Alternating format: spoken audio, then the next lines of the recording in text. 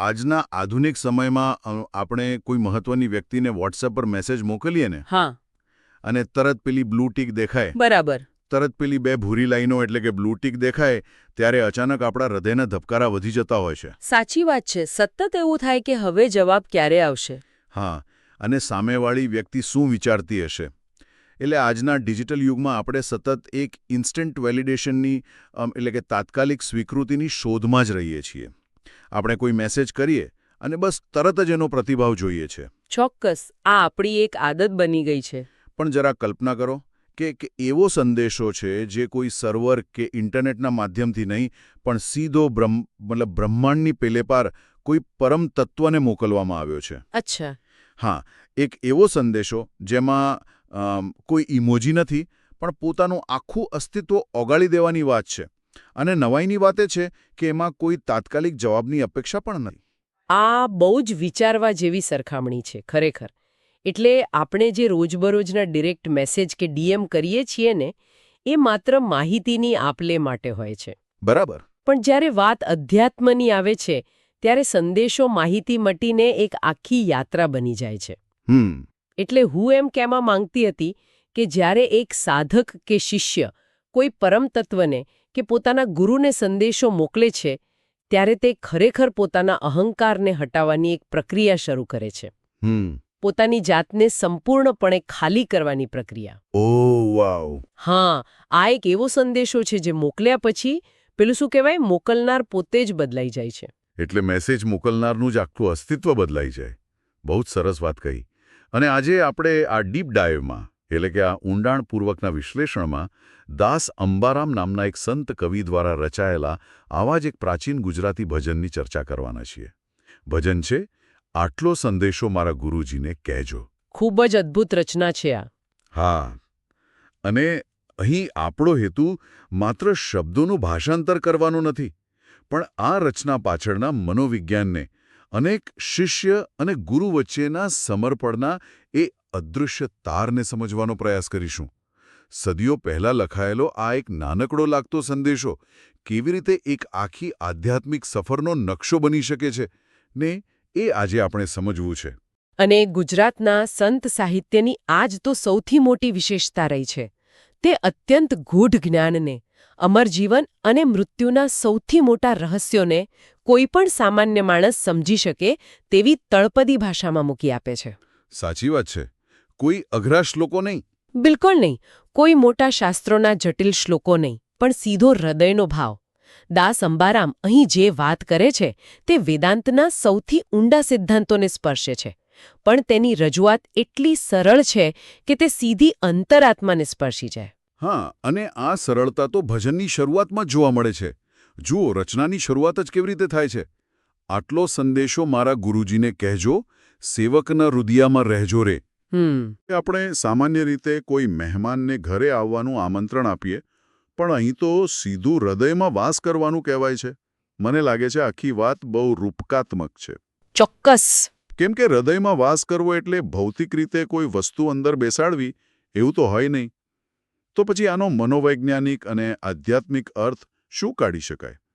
મતલબ, ગુરુનું હૃદયમાં રહેવું એટલે ખરેખર શું? એટલે આ પ્રશ્ન પરથી જ આખી ફિલોસોફીનો પાયો સમજાય છે.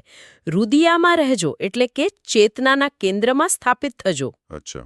હવે મનુષ્ય જ્યારે પણ કોઈ નિર્ણય લે છે ત્યારે તેના કેન્દ્રમાં હંમેશા હું હોય છે. મારે શું જોઈએ છે, મારો ફાયદો શેમાં છે, મને શું ગમે છે. હા, એ તો છે જ. આપણો સ્વાર્થ હંમેશા પહેલા હોય. બસ એ જ. આ સતત ચાલતો હું એટલે જ અહંકાર. અને મનોવિજ્ઞાનમાં અને વેદાંતમાં અહંકાર એટલે માત્ર ઘમંડ નહીં, પણ અલગ હોવાનો ભાવ. જ્યાં સુધી કોઈપણ જગ્યાએ આ અહંકાર બેઠેલો હોય ત્યાં સુધી કોઈ પરમ ચેતના કે ગુરુતત્વ પ્રવેશી જ ન શકે. એટલે હું એમ વિચારતો હતો કે એક જ જગ્યા બે વિરોધાભાસી વસ્તુઓ તો ન જ રહી શકે ને? બિલકુલ નહીં. એટલે જો એક ગ્લાસ પાણીથી પૂરેપૂરો ભરેલો છે તો તેમાં વધુ પાણી ઉમેરી જ શકાતું નથી. એકદમ સચોટ ઉદાહરણ આપ્યું. હા, એટલે ગુરુને હૃદયમાં પધારવાનું કહેવું એ પરોક્ષ રીતે પોતાની જાતને પોતાના અહંકારરૂપી ગ્લાસને ખાલી કરવાની પ્રક્રિયા છે. 100% સાચી વાત છે. ગુરુ કોઈ શરીર નથી કે જે એક જગ્યાએથી બીજી જગ્યાએ જઈને બેસી જાય. ગુરુ તો એક જાગૃત ચેતના છે, એક પ્રકાશ છે. એટલે જ્યારે શિષ્ય એવું કહે છે કે મારા હૃદયમાં રહેજો, ત્યારે તે વાસ્તવમાં પોતાની સ્વતંત્રતાનો જ સ્વૈચ્છિક ત્યાગ કરી રહ્યો છે. શિષ્ય જાણે એમ કહી રહ્યો છે કે મારું આ હૃદય, મારા આ નિર્ણયો હવે મારા નથી રહ્યા. મેં તેને સંપૂર્ણપણે ખાલી કરી દીધું છે, જેથી એમાં તમારો એટલે કે સત્યનો વાસ થઈ શકે. અંધારું દૂર કરવા માટે પ્રકાશને આમંત્રણ આપવું પડે, એ જ રીતે અજ્ઞાન દૂર કરવા માટે ગુરુને આમંત્રણ આપવું પડે. અરે વાહ!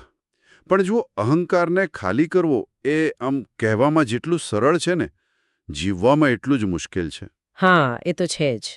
આજના સમયમાં તો આપણને સતત આપણો અહંકાર મોટો કરતા રહેવાનું જ શીખવામાં આવે છે. એટલે આ સ્વતંત્રતાના ત્યાગવાળી વાત પર મને એક બહુ મોટો પ્રશ્ન ઊભો થાય છે, અને કદાચ એના પર થોડું પુશબેક આપવું પણ જરૂરી છે. હા, ચોક્કસ. તો ચાલો એ પ્રશ્ન પર જઈએ. જુઓ, જો કોઈ વ્યક્તિએ પોતાનો અહંકાર પૂરેપૂરો છોડી દીધો છે, તેણે ગુરુને પોતાના માર્ગદર્શક તરીકે સ્વીકારી લીધા છે અને હૃદયમાં સ્થાન પણ આપી દીધું છે, તો પછી ભજનની આગળની પંક્તિઓ એક નવી જ મૂંઝવણ ઊભી કરે છે. કઈ રીતે? પંક્તિ એવી છે કે સેવા અને સમરણ અમે કોનારે કરીએ તેનો આદેશ અમના દેજો રે. હા. હવે તમે જ વિચારો કે એ દેખીતી વાત છે ને, કે જો ગુરુ માન્યા છે તો તેમની જ સેવા કરવાની છે અને ઈશ્વરનું જ સ્મરણ કરવાનું છે. તો પછી કોની સેવા કરવી અને કોનું સ્મરણ કરવું એવો પ્રશ્ન પૂછવાનો અર્થ જ શું રહે છે? આ થોડું વિચિત્ર નથી લાગતું? શિષ્ય જો આટલો સમર્પિત છે તો તે જાતે જ કોઈ સારા કામ કે સેવા કેમ નથી કરી લેતો? જુઓ, પહેલી નજરે જોતા કોઈને પણ એવું જ લાગે કે શિષ્ય મૂંઝાયેલો છે અથવા અથણું તેનામાં હજુ સમજણનો અભાવ છે. હા, બરાબર.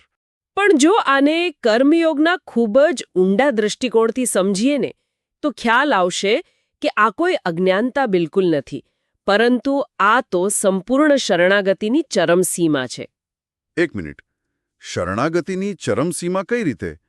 સારા કામો તો માણસે જાતે જ વિચારીને કરવા જોઈએ ને. એમાં પૂછવાનું શું? આ જ તો સૌથી મોટી માયા છે. સામાન્ય રીતે માણસ જ્યારે કોઈ પણ કર્મ કરે છે, ભલે તે ખૂબ જ પુણ્યનું કામ હોય, કોઈની સેવા હોય, દાન પુણ્ય હોય કે પછી ભગવાનનું નામ લેવાનું હોય, એમાં ક્યાંક ને ક્યાંક તેનો પોતાનો નિર્ણય અને પોતાની બુદ્ધિ ભળેલી હોય છે. અચ્છા. એટલે કે હું આ સેવા કરું છું, હું આ ગરીબ વ્યક્તિની મદદ કરું છું, એવો કરતા ભાવ ખૂબ જ સૂક્ષ્મ રીતે કામ કરતો હોય છે. આપણને એ માન્યતા બહુ ગમે છે કે આપણે કંઈક મહાન કરી રહ્યા છીએ. હા, એ તો સાવ સાચી વાત છે. ફોટા પડાવવા ને બધું. બિલકુલ. પણ દાસ અંબારામ અહીં એક એવા શિષ્યની વાત કરે છે જે સારા કર્મોની પસંદગીમાં પણ પોતાની બુદ્ધિ નથી ચલાવવા માંગતો. મતલબ આનો અર્થ એવો થયો કે સેવા કરતી વખતે પણ આપણે ક્યાંક ને ક્યાંક આપણો અહંકાર સંતોષતા હોઈએ છીએ કે મેં કોઈના માટે કંઈક કર્યું એમ. ચોક્કસપણે. શિષ્ય આ વાત બહુ સારી રીતે જાણે છે. હા. જો તે પોતાની જાતે નક્કી કરશે કે કોની સેવા કરવી છે, તો તેમાં તેનો પક્ષપાત આવશે. તે એ જ વ્યક્તિની સેવા કરશે જે તેને ગમે છે અથવા જ્યાંથી તેને વાહવાહી મળવાની છે. રાઈટ. એટલે જ તે ઈચ્છે છે કે ગુરુ તેને આદેશ આપે. તે એમ કહે છે કે હે ગુરુજી, મારા કર્મો પણ તમારા જ આદેશથી નક્કી થવા દો. અદ્ભુત. આનો સીધો અર્થ એ છે કે શિષ્ય તેના દરેક કર્મમાં પોતાની જાતને માત્ર એક સાધન, એક નિમિત્ત બનાવવા માંગે છે. જ્યારે કોઈ આદેશ મુજબ કામ કરે છે, ત્યારે તેનું પરિણામ ભલે જે પણ આવે, તેની જવાબદારી કે તેનો અહંકાર કર્તાને સ્પર્શતો નથી. આ વાતને એક ઉદાહરણથી સમજીએ તો? હા. આ વાંસળી પોતે નક્કી નથી કરતી કે તેણે કયો સૂર કાઢવો છે. વાહ, બહુ સરસ એનાલોજી છે. હા, તે પોતાની જાતને પૂરેપૂરી ખાલી રાખે છે અને માત્ર ફૂંક મારનાર પર જ આધાર રાખે છે. સૂરની મીઠાશનો જશ વાંસળીનો નથી, પણ વગાડનારનો છે. એકદમ સાચી વાત. એટલે આદેશ માંગવો એ જવાબદારીમાંથી છટકવું નથી, પણ વાંસળીની જેમ પોતાની જાતને એક મહાન સંગીતકારના હાથમાં સોંપી દેવી છે. આ બધું સાંભળીને એમ લાગે છે કે આધ્યાત્મિકતાનો માર્ગ જેટલો સીધો દેખાય છે ને, તેના કરતાં ક્યાંય વધુ ગહન છે. બિલકુલ. અને આવા ઊંડા વિચારો અને આધ્યાત્મિક વિશ્લેષણો ખરેખર રોજિંદા જીવનની ભાગદોડમાં એક અજબની શાંતિનો અનુભવ કરાવે છે. હા. એટલે જ્યારે કોઈ સારો વિચાર સમજાય, ત્યારે તેને વધુ લોકો સુધી પહોંચાડવાની ઈચ્છા સહજ રીતે થતી હોય છે. એટલે જ સાંભળનારા સૌને વિનંતી છે કે આ પ્રકારની ચર્ચાઓ જ્યારે સાંભળો ત્યારે તેને લાઇક કરવી, અન્ય લોકો સાથે શેર કરવી અને કમેન્ટ્સમાં પોતાના પ્રતિભાવો આપવા એ પણ એક રીતે આવા જ્ઞાનનું પ્રસારણ જ છે. ચોક્કસ. અને ચેનલને સબસ્ક્રાઇબ કરવાથી આ સમુદાય વધુ મજબૂત બને છે અને ભવિષ્યમાં પણ આવા ઊંડાણપૂર્વકના વિશ્લેષણો સરળતાથી મળતા રહે છે. સારા વિચારો વહેતા રહેવા જોઈએ, બરાબર ને? સાચી વાત છે.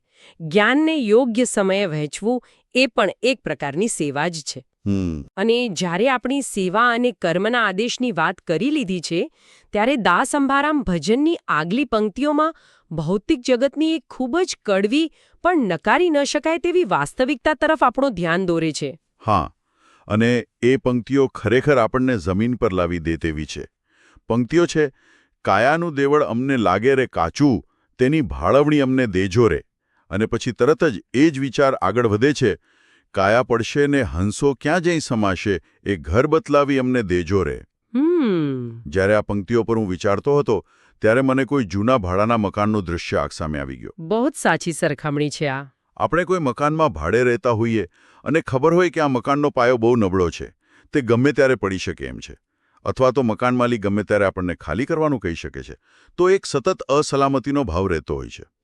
નવું ઘર શોધવાની ચિંતા સતાવતી હોય. હા, આ ભાડાના મકાનની સરખામણી એકદમ સચોટ છે. કાચું દેવળ એટલે કે આ ભૌતિક શરીર. આપણે આખી જિંદગી આ કાચા દેવળને શણગારવામાં, તેને બીમારીઓથી બચાવવામાં અને તેમજ રચ્યા-પચ્યા રહેવામાં કાઢી નાખીએ છીએ. જાણે કે કાયમ રહેવાનું હોય. બસ, જાણે કે આ મકાન કાયમ માટે આપણું જ હોય. પણ સંત સાહિત્ય સતત એ યાદ અપાવે છે કે આ દેહ નાશવંત છે. પરંતુ અહીં શિષ્ય માત્ર શરીરની નશ્વરતા સ્વીકારીને બેસી નથી રહેતો. અચ્છા. તે એક પગલું આગળ વિચારે છે. પણ અહીં મને એક બહુ જ રસપ્રદ શબ્દપ્રયોગ દેખાયો, જે થોડું આશ્ચર્ય પમાડે છે. ભજનમાં આત્મા કે જીવ જેવા સીધા શબ્દો વાપરવાને બદલે હંસ શબ્દ કેમ વાપર્યો છે? આપણે ત્યાં તો પક્ષીઓમાં ગરુડ, મોર કે પોપટ વગેરેના પણ ઘણા રૂપકો જોવા મળે છે. તો આત્માને ખાસ હંસ સાથે સરખાવવા પાછળનું શું કારણ હોઈ શકે? આ સંત સાહિત્યનું અને ભારતીય દર્શનનું એક બહુ જ પ્રચલિત અને શક્તિશાળી પ્રતીક છે.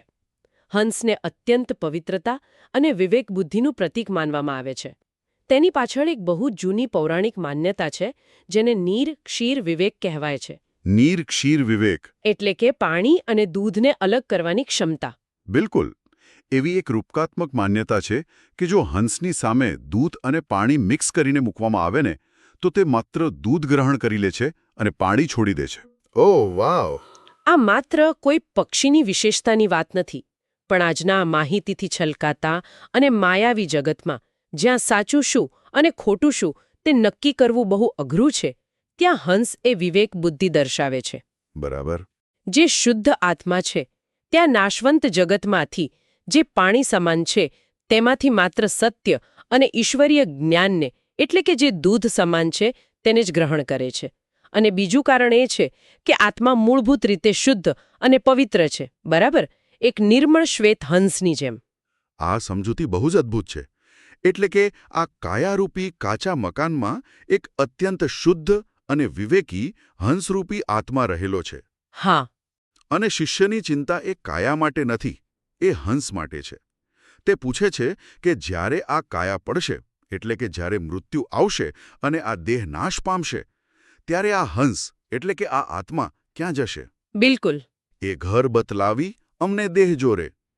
અહીં શિષ્ય માત્ર મૃત્યુ પછીની ચિંતા નથી કરતો, પણ જીવનના અંતિમ સત્યની શોધ કરી રહ્યો છે કે આ આત્માનું અસલી ગંતવ્ય સ્થાન કયું છે. હા, અને તે પોતાના ગુરુ પાસે એ અંતિમ ઘરે એ મૂળ સ્વરૂપનું સરનામું માગી રહ્યો છે.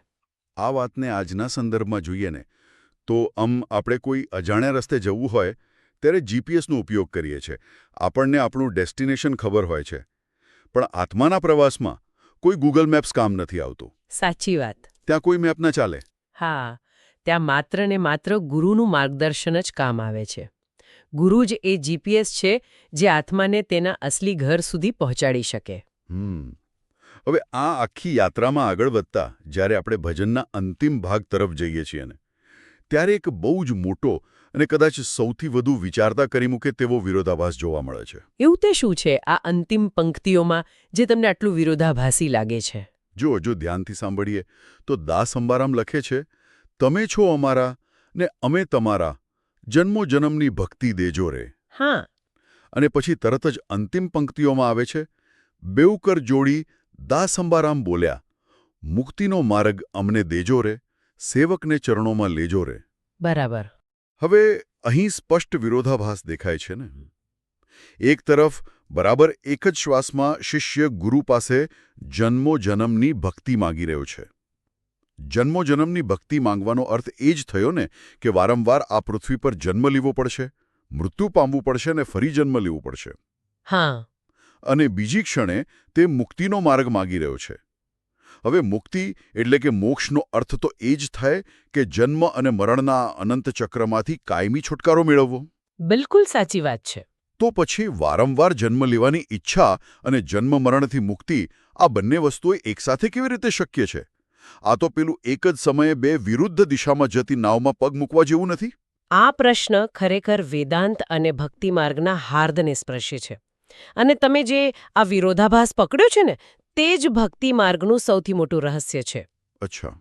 જો આપણે બૌદ્ધિક રીતે કે માત્ર તર્કથી વિચારીએ તો આ ચોક્કસપણે એકબીજાથી વિરુદ્ધ જ લાગે. પણ જ્યારે વાત પ્રેમના, શ્રદ્ધાના અને સમર્પણના શિખરની હોય ત્યારે સામાન્ય વ્યાખ્યાઓ બદલાઈ જાય છે. અહીં વેદાંતના બે મુખ્ય પ્રવાહો એટલે કે અદ્વૈત અને દ્વૈતની ઝલક જોવા મળે છે. અદ્વૈત અને દ્વૈત, હા. આ બંને વચ્ચે આ ભજનના સંદર્ભમાં શું સંબંધ છે? જુઓ, અદ્વૈત વેદાંત એટલે નોન ડ્યુઆલિઝમ. એવું માનવું કે આત્મા અને પરમાત્મા એક જ છે. મુક્તિ એટલે નદીનું દરિયામાં ભળી જવું. એકવાર નદી દરિયામાં ભળી જાય પછી તેનું કોઈ અલગ અસ્તિત્વ રહેતું જ નથી. તે દરિયો જ બની જાય છે. આ જ્ઞાન માર્ગની મુક્તિ છે. બરાબર. પણ ભક્તિ માર્ગની ફિલોસોફી દ્વૈત એટલે કે ડ્યુઆલિઝમમાં માને છે. ભક્ત એવું ઈચ્છે છે કે તે અને તેનું ભગવાન કે ગુરુ અલગ રહે, જેથી પ્રેમની આપ-લે થઈ શકે. ઓહ, એટલે કે ભક્ત અને ભગવાન વચ્ચે સંબંધ જાળવી રાખવા માટે અલગ રહેવું જરૂરી છે? બરાબર. એક બહુ જ સુંદર કહેવત છે કે ભક્ત ખાંડ બનવા નથી માંગતો, તે ખાંડનો સ્વાદ માણવા માંગે છે. વાહ, શું વાત છે! સાચી ભક્તિમાં એક સાચા શિષ્ય માટે મુક્તિનો અર્થ કોઈ વૈકુંઠમાં જવું, કોઈ સ્વર્ગમાં આરામથી બેસવું કે શૂન્યમાં લીન થઈ જવું એવો નથી હોતો. અચ્છા. શિષ્ય માટે મુક્તિની વ્યાખ્યા ખૂબ જ અંગત છે. તેના માટે ગુરુના ચરણોમાં સ્થાન પામવું, ગુરુની સેવામાં સતત રહેવું એ જ સાચી મુક્તિ છે. બરાબર છે. એટલે દાસ અંબારામ કહે છે કે તમે છો અમારા અને અમે તમારા. આ નાતો એટલો અતૂટ છે કે શિષ્ય એવું વિચારે છે કે જો મોક્ષ મળી ગયો અને બધું એક થઈ ગયું તો પછી મારા ગુરુની ભક્તિ કોણ કરશે, ગુરુની સેવા કોણ કરશે? ઓહ, હવે સમજાયો.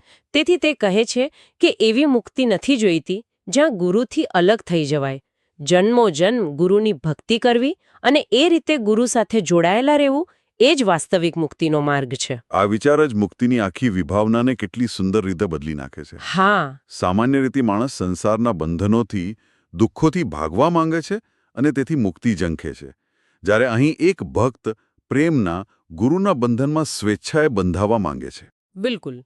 કારણ કે પ્રેમમાં બંધાવું એ જ વાસ્તવિક આઝાદી છે. એ બંધનમાં જ તેને અનંત આઝાદીનો અનુભવ થાય છે. સાચી વાત છે. તે વારંવાર જન્મ લેવા તૈયાર છે, પણ શરત માત્ર એટલી જ કે દરેક જન્મમાં તેને પોતાના ગુરુના ચરણોમાં સ્થાન મળે. સેવકને ચરણોમાં લેજો રે, આ પંક્તિમાં અહંકાર હવે સંપૂર્ણપણે ઓગળી ગયો છે અને માત્ર એક સેવક ભાવ જ બચ્યો છે. અને આ જ આ ભજનની ફલશ્રુતિ છે. અહંકાર છોડવાથી લઈને કર્મના આદેશ દ્વારા નિમિત્ત બનવું, ભૌતિક શરીરની નશ્વરતા સમજીને આત્માના અસલી ઘરની શોધ કરવી અને અંતે પ્રેમ અને શરણાગતિને જ સૌથી મોટી મુક્તિ માની લેવી. આખી ચર્ચા સાંભળ્યા પછી એ સમજાય છે કે આ નાનકડા ભજનમાં જીવનનું કેટલું મોટું તત્વજ્ઞાન છુપાયેલું છે. બિલકુલ. એક શિષ્યની સફર કઈ રીતે શરૂ થાય છે અને ક્યાં પહોંચે છે તેનો આ અદ્ભુત નિચોડ છે. અને આ માત્ર કોઈ એક સમયના શિષ્યની વાત નથી. આ મનુષ્યની અંદર રહેલા એક અવાજની વાત છે, જે આજના માહિતી અને ડેટાના ઓવરલોડવાળા સમયમાં ક્યાંક ખોવાઈ ગયો છે. સાચી વાત છે. આપણે આજે બહારની દુનિયા સાથે કનેક્ટ થવા માટે એટલા વ્યસ્ત છીએ કે આપણી અંદરની દુનિયા સાથેનું કનેક્શન સાવ તૂટી ગયું છે. આ ભજન એ અંદરના કનેક્શનને ફરીથી જોડવાનો એક માર્ગ છે. એ જ વિચાર પરથી આજના આ ઊંડાણપૂર્વકના વિશ્લેષણના અંતે એક પ્રશ્ન એવો છે જે દરેકે વિચારવા લાયક છે. જરા શાંતિથી વિચારવાની જરૂર છે. ચોક્કસ. આજના આ અત્યંત આધુનિક ઝડપી અને વ્યસ્ત જીવનમાં જ્યાં આખો દિવસ કોઈને કોઈ મેસેજ ટાઈપ થતા હોય છે અને ફોનની સ્ક્રીન પર જવાબોની રાહ જોવાતી હોય છે. જો કોઈ વ્યક્તિને પોતાના અંતરાત્માને, બ્રહ્માંડને કે પછી કોઈ પરમ માર્ગદર્શકને માત્ર એક જ છેલ્લો અને સૌથી અગત્યનો સંદેશો મોકલવાનો હોય તો તે અંગત સંદેશો શું હોઈ શકે? બહુ જ ગહન પ્રશ્ન છે આ. શું એ સંદેશામાં ભૌતિક સુખની માંગણી હશે? કોઈ આર્થિક કે સામાજિક મુશ્કેલીમાંથી બહાર કાઢવાની વિનંતી હશે? દુનિયાવી માર્ગદર્શનની માંગ હશે? કે પછી દાસ અંબારામની જેમ? હા, કે પછી દાસ અંબારામની જેમ એ જ માંગવાનું પસંદ કરવામાં આવશે જે કાયમી છે, જે આત્માને સાચી મુક્તિ અને શાંતિ આપે છે. હા, ખરેખર વિચારવા જેવું છે. હા, અને જો આ વિકાર પ્રેરક પ્રશ્ન અને આજની આ આધ્યાત્મિક સફર મનને સ્પર્શી ગઈ હોય તો આ ચર્ચાને લાઇક કરવાનું, પોતાના સ્નેહીજનો સાથે શેર કરવાનું અને કોમેન્ટમાં પોતાના વિચારો મૂકવાનું ભૂલાય નહીં. ચોક્કસ.